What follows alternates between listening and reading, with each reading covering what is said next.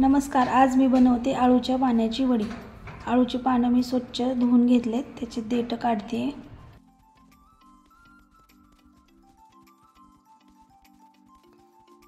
त्याला मी कोळपाटावर घेतलेला आहे, तेच पूर्ण त्याच्या शिरा काढून घेते, नाहीतर घशामध्ये असं खरखर होतं। तर त्याच्या पूर्ण शिरा काढून सगळ्याच्या चांगल्या शिरा काढून सगळं हे करून बेलण्याने आपण त्याला लाटून घेऊ, जेणेकरून ते शिरा सगळ्या अशा चपट्या होतील। सगळ्याच पानांना असंच आपण बेलणं मारून त्याच्या शिरा काढून घेऊता। इथे मी गुळाचं आणि चिंचेचं पाणी करते, जेणेकरून ते घशामध्ये थोडं आळूच्या पाण्याने जे खरखर होती ना ते होणार नाही म्हणून भिजू घालून ठेवले मी। इथे मी आळूवडीचा ठेचा वाटून घेते। मिरच्या टाकल्यात, अद्रक टाकले, 2 चमचे जिरे टाकलेत, अख्खे धने टाकलेत 4 चमचे आणि लसणाच्या पाकळ्या टाकल्यात आणि 1 चमचा मीठ टाकले। तर ह्याला मिक्सरमध्ये काढून घेतले मी।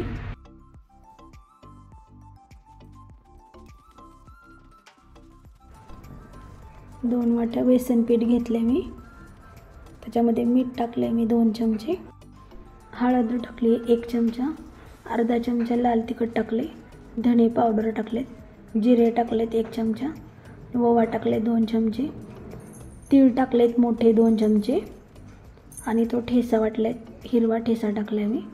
तर चिंचेचं पाणी आहे ते गुळ आणि चिंचेचं केलेलं, ते आपण त्याच्यामध्ये मिक्स करून घेऊ। आता सगळंच एकदम व्यवस्थित मिक्स करून घेऊता। लागेल तसं आपण पाणी टाकून मिश्रण चांगलं मिक्स करून घेऊता। जास्त घट्ट नाही, जास्त पातळ नाही, आपल्याला व्यवस्थित करायचे। जास्त पातळ केले तर तेल होतात, ते आपल्या पानाला चिटकलं पाहिजे पीठ, असं व्यवस्थित करून घ्यायचं।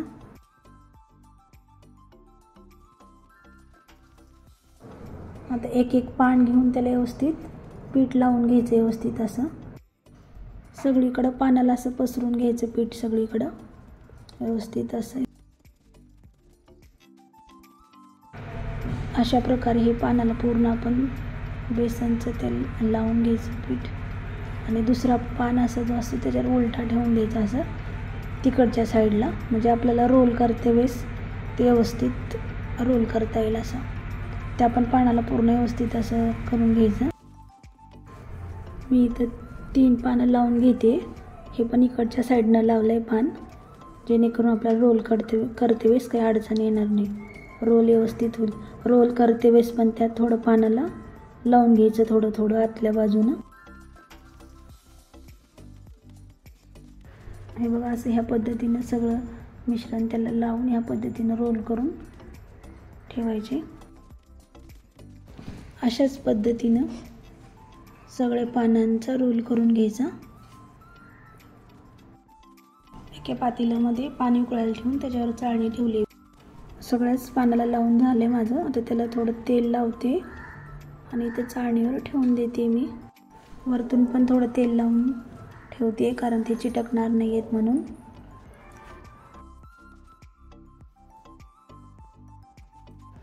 अर्धा तास आपल्याला झाकून ठेवायचे, ते वाफ जाऊ नये म्हणून मी खलबत्ता ठेवलाय त्याच्यावर छोटा।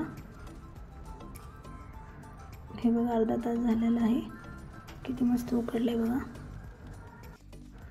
कट करून घेते मी साईजमध्ये।